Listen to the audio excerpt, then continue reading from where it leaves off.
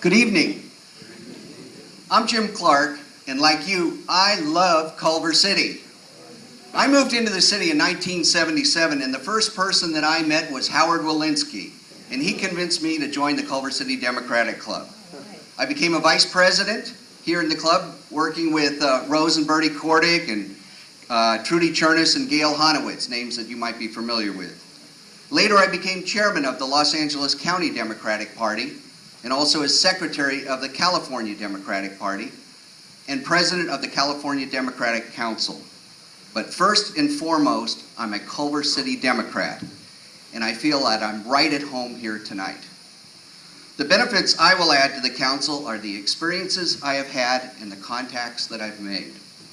I'm the only candidate running that has current and significant public sector work experience. I understand local government issues and how government works and sometimes how it doesn't work. Currently, I'm the director of the Mayor's Office of Grants for the City of LA. My job is to find new revenue from federal, state, and foundation grants. With Culver City facing budget shortfalls and the loss of funds from the dissolution of the redevelopment agency, my work in finding grant opportunities will be invaluable. In going after grants, I develop partnerships with other agencies, academic institutions, businesses, foundations, and nonprofits. Working in collaborations with these groups, we can leverage Culver City taxpayer dollars to maintain the high quality of services our residents expect. I've also worked at the federal level, both as Director of Federal Relations for the City of Los Angeles and in DC as Chief of Staff to our Congresswoman Diane Watson. I've worked with our 2 U.S. Senators and all 14 members of the Los Angeles Congressional Delegation. I'm also familiar with and have worked with the members of our state representatives. I can be an effective advocate for Culver City with our state and federal officials. My background also includes 10 years of private sector experience, 5 years as executive director of 2 local nonprofits, and 23 years of active and reserve duty with the U.S. Coast Guard, retiring as a commander. We face a severe test in Culver City to maintain the high level of services in the face of tremendous financial shortfalls.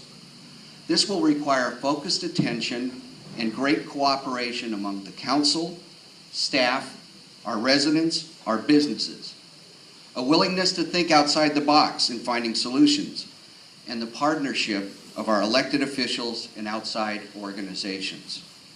I believe I have the personality traits, experience, and contacts that will enable us to be successful in meeting this challenge. Thank you.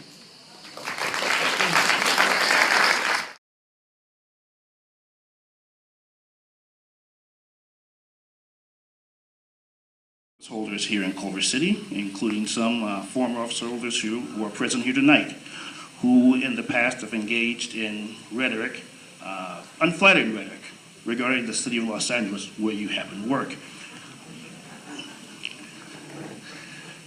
These unflattering comparisons often serve well for provincial politics, but often don't do well when it comes to dealing with matters of transportation, development, and other regional concerns that cities need. Does this type of rhetoric, quite frankly, Mr. Clarke, is this not only is it necessary, but is this type of rhetoric helpful to a city and its constituents?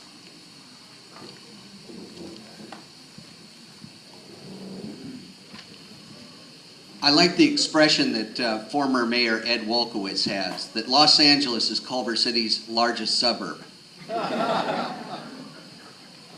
Serving on the city council here is about respecting and advocating for the issues that Culver City finds important. And we're part of a large regional group. We can't be just an island unto ourselves. We do need to work with others. I am proud to say, yes, I do work in the city of Los Angeles, and I'm proud that all of the council members that surround the city of Los Angeles, or that surround Culver City from the city of Los Angeles, have endorsed my election. I do believe, I worked with the MTA, I've worked with the Community College District, I've worked with the organizations that we will need to work with in order to get along with it. Does it help? Well, you know, it's like team sports. I mean, if you're from New York, you're from the Giants. If you're from Boston, you're for the Patriots. We're all here for Culver City, and we're going to support Culver City, and that's what my priority is going to be. But I think I have the ability to be able to work with and not necessarily demagogue other cities. Thank you.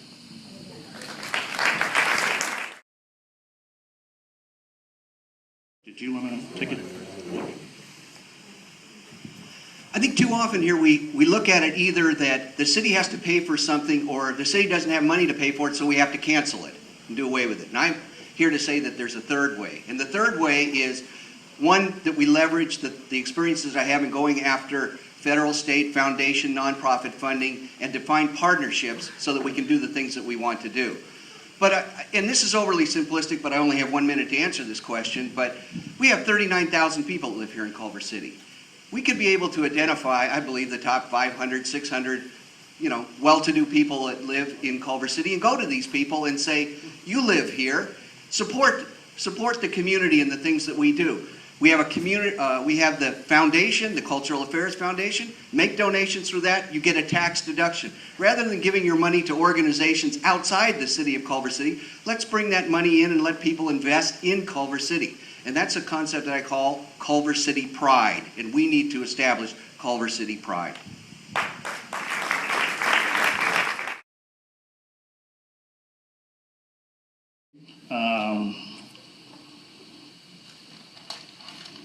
Mr. Clarke, you get the last question. Some of the contenders talk about experience, having experience on the council during these very difficult times as a distinct advantage. What's the counter argument to that? To someone who's new, a newcomer? Well, there's the old saying that you can have 20 years of experience, or you can have 1 year of experience over 20 years. And I'm not making any judgments at all on any of my fellow candidates. It is good that people have had experience, but like any other organization, you need to revitalize it. You need to be able to come in with fresh ideas. You need to be able to add to it. Each of us has different strengths here that we would bring to the council.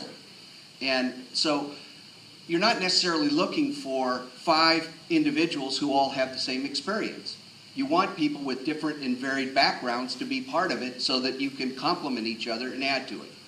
So yes, I have local government experience. I have more local government experience than all the rest of the candidates combined have. But it's in different settings that I have that experience. But I can bring that to bear along with the contacts that I have.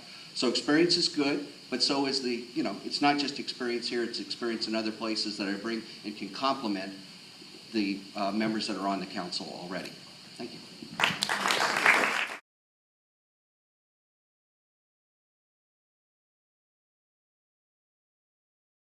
Thank you, Councilman. Mr. Clarke? I think we need to get in here so that you remember that there are 5 candidates out here. Andy's right about what he said about extending it to 26, but in 2014 we get the medical exchanges, the healthcare exchanges coming in, and that should offer more choices and hopefully more competition. So there'll be. I'm going to try and do my small part to help the budget deficit though in Culver City if I'm elected, because I have a health insurance. I get health insurance through the city of Los Angeles.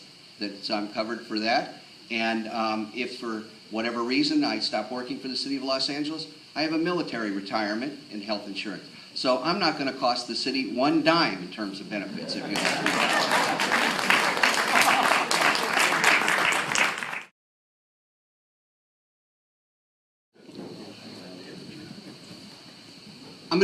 Paul, I'm going to give you something very specific that we should be doing right now.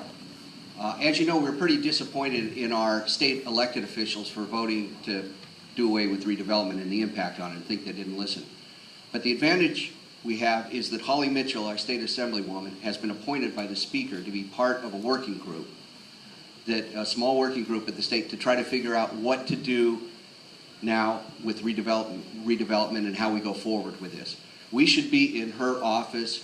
We should have been in her office this week. We need to be in her office next week. We need to have a vision about what it is that we think ought to occur with going forward with redevelopment. We can't cry over spilled milk. Let's go forward with it. But we should be in her office lobbying on behalf of making sure that she is carrying our message back to this working group in Sacramento.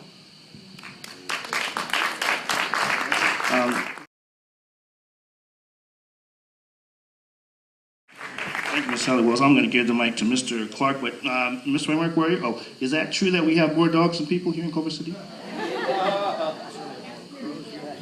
Because if so, that's my next headline. So now here's Mr. Clarke.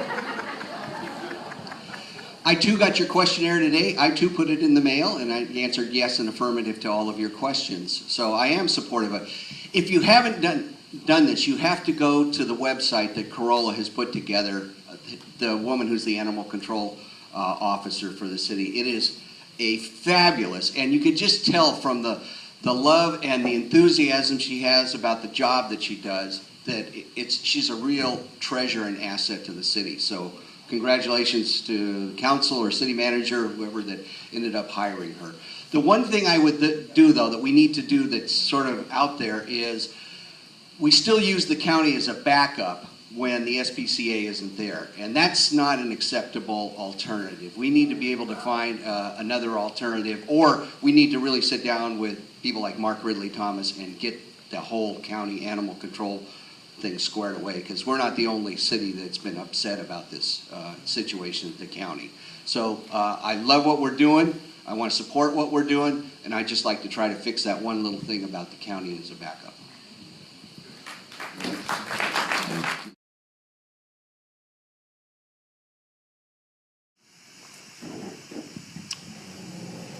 I think it's good when the club or any other organization debates local issues and comes up with positions, and I think it's good and appropriate for them to bring those forward to the city council. And as a council member, I would be open to looking at those, but I would not necessarily go so far as to say just because the Culver City Democratic Club supported something as a resolution that, in fact, that the council should support it, just like I would say just because the Chamber of Commerce would bring something to the city council that we would have to do what the Chamber of Commerce wanted to do. I think we put those things in balance and we look at them. I'm glad you raised the issue.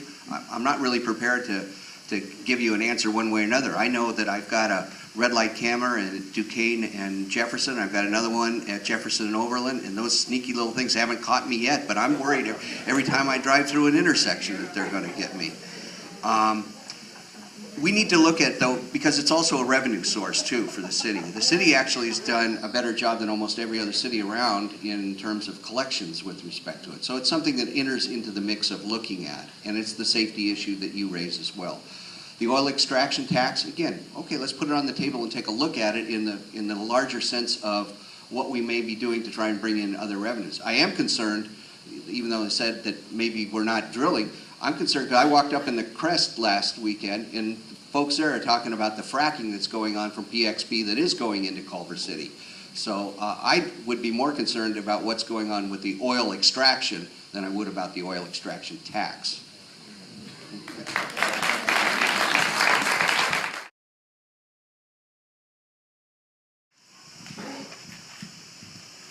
Thank you for tonight. This actually is the first time 5 of us have all been together to listen to each other. So this is a great start and for that, and we'll be joining with Mihal later to do more of these. When Harry Culver created the city nearly 100 years ago, he wanted a place that was good for families to live. But he realized he needed businesses to provide the services and work opportunities for those families. Our motto, Heart of Screenland, was Harry Culver's vision, and he made it happen. Today, together, we must create the vision of what Culver City should become. We cannot stand still, nor can we go backward. I want us to be in charge of our own destiny and no longer allow ourselves to be affected negatively by the jurisdictions and agencies that surround us. My campaign motto is listening to your concerns, responding to your needs. If elected, I pledge to do both. I thank you for your time and your consideration. Please visit my website, see my endorsements, see the upcoming events, and I would very, very much appreciate your endorsement and support. Thank you.